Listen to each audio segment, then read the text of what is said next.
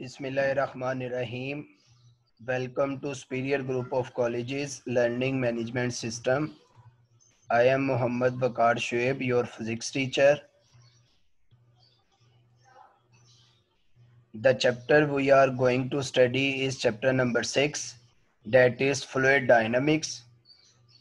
And the topic we are going to study is about viscous, drag and Stokes law. ये बेटा जी हमारा इस chapter का first lecture है जिसके अंदर हम विस्कोसिटी, ड्रैग फोर्स और स्टोक्स लॉ के बारे में डिस्कस करेंगे। सबसे पहले मैं आपको बताता चलूं, फ्लूइड डायनामिक्स के अंदर आप फ्लूइड एक्चुअली उस चीज़ को कहते हैं जो फ्लो करती है। तो फ्लूइड डायनामिक्स के अंदर आप क्या करेंगे, फ्लूइड की मोशन को स्टडी करेंगे। डायनामिक्स के अंदर जैसे काइनेमैटिक्स है, डायनामिक्स है, डायनामिक्स के अंदर हम मोशन को स्टडी करते हैं। तो फ्लूइड डायनामिक्स के अंदर हम फ्लूइड की मोशन को स्टडी करेंगे। तो स्टार्ट करते हैं अपना फर्स्ट लेक्चर। सबसे पहले है जी viscous, drag and Stokes law. तो याद रखिएगा कि विस्कोसिटी क्या होती है। विस्कोसिटी एक्चुअली जो फ्लूइड की दो लेयर्स के दरमियान फ्रिक्शनल इफेक्ट होता है ना, उसको हम विस्कोसिटी कहते हैं। जो सॉलिड के अंदर फ्रिक्शन की टर्म यूज होती है, वो फ्लूइड्स के अंदर विस्कोसिटी की टर्म यूज होती है। मींस विस्कोसिटी क्या होता है कि जब दो लेयर्स फ्लूइड की फ्लो करती हैं तो उनके दरमियान जो फ्रिक्शनल इफेक्ट होता है, जो उनके फ्लो को रोकता है, उसको हम कहते हैं विस्कोसिटी। अगर हम डेफिनेशन देखें, the frictional effect between different layers of the flowing fluid is describe in terms of viscosity of the fluid. जैसे मैंने अभी बताया कि ये फ्रिक्शनल इफेक्ट है, इसका मतलब ये है कि जब फ्रिक्शन होगी तो फ्लो कम होगा, और जब फ्रिक्शन ज्यादा होगी तो फ्लो कम होगा, और जब फ्रिक्शन कम हो जाएगी तो फ्लो ज्यादा हो जाएगा। इसका मतलब यह है कि विस्कोसिटी और फ्लो का इनवर्स रिलेशन है। अगर हम चाहते हैं कि फ्लो ज्यादा हो तो वो सिर्फ उसी कंडीशन में होगा जब उस फ्लूइड की विस्कोसिटी कम होगी, और जिस फ्लूइड की विस्कोसिटी ज्यादा होगी उसका जो फ्लो है वो कम हो जाएगा। तो फ्लो बढ़ाने के लिए विस्कोसिटी कम करना होगी।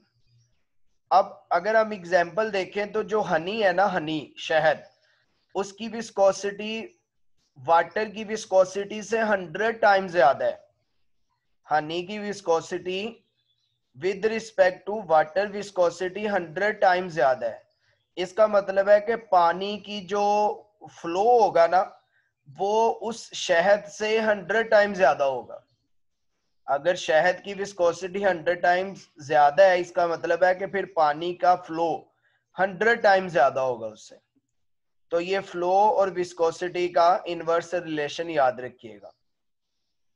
दूसरा, जो हमें एयर नजर आती है ना, एयर मतलब जो एयर है, उसका भी अच्छा खासा विस्कोसिटी का इफेक्ट होता है। हमें लगता ही है कि जैसे एयर की कोई खास विस्कोसिटी नहीं होगी, लेकिन एयर की विस्कोसिटी भी अच्छी खासी है, वो भी रेजिस्ट करती है। अगर आप उसकी एग्जांपल देखना चाहते हैं तो आप क्या करें, चलती हुई गाड़ी से अपना हाथ बाहर निकालें तो आपको पता लग जाएगा कि एयर जो है ना वो कितना ज्यादा रेजिस्ट करती है।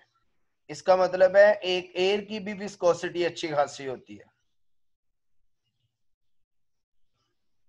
एग्जाम्पल में ये देखें, substances that do not flow easily such as thick tar and honey etc have large coefficients of viscosity। इसको हम रिप्रेजेंट करते हैं, ग्रीक लेटर है ईटा, ETTA, ग्रीक लेटर ईटा से रिप्रेजेंट करते हैं हम विस्कोसिटी को।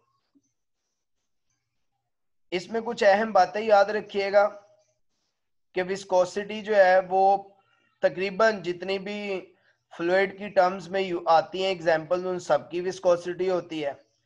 उसमें मैंने आपको एक एग्जांपल दी है कि एक एयर की विस्कोसिटी भी अच्छी खासी होती है, वो भी आपको जो है ना वो रेजिस्ट करती है। तो ये एग्जांपल में याद रखिएगा कि एयर की विस्कोसिटी भी बहुत ज्यादा है।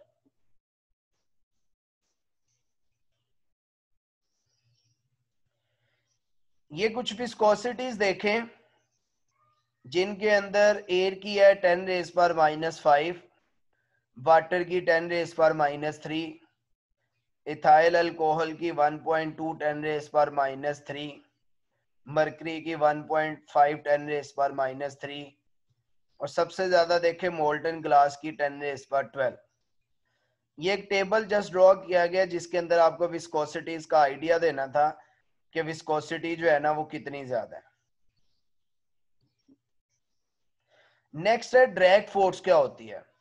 तो जब हम किसी भी फ्लूइड के अंदर कोई ऑब्जेक्ट इंसर्ट करते हैं ना, किसी ऑब्जेक्ट को हम किसी फ्लूइड में लेके जाते हैं, तो जो फ्लूइड होता है ना उसके जो मॉलिक्यूल्स होते हैं वो उस पार्टिकल को रेजिस्ट करते हैं। वो जिस फोर्स के साथ उसको रेजिस्ट करते हैं ना, रोकते हैं उसकी मोशन को, उसको हम नाम देते हैं ड्रैग फोर्स का। अगर हम किसी भी ऑब्जेक्ट को फर्ज करें कि पानी में लेके जा रहे हैं और पानी के मॉलिक्यूल्स उसको जो रेजिस्ट करेंगे, फोर्स लगाएंगे, उस फोर्स को हम नाम देते हैं ड्रैग फोर्स का। और drag force increases as the speed of object increases. अगर हम ज्यादा स्पीड से उस ऑब्जेक्ट को लाएंगे तो ड्रैग फोर्स भी उतनी ज्यादा उसके ऊपर लगेगी। अगर हम कम फोर्स से उसको लाएंगे तो ड्रैग फोर्स भी उसके ऊपर कम लगेगी।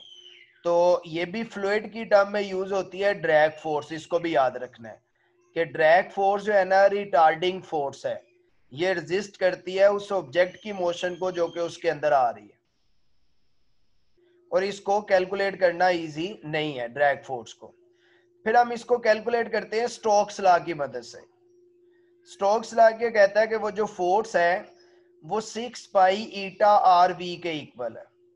इसमें 6 पाई कांस्टेंट है, ईटा उस फ्लूइड की विस्कोसिटी है, आर उन फ्लूइड की जो ड्रॉपलेट्स है उनका रेडियस है, और वी जो है ना उस ऑब्जेक्ट की वेलोसिटी है।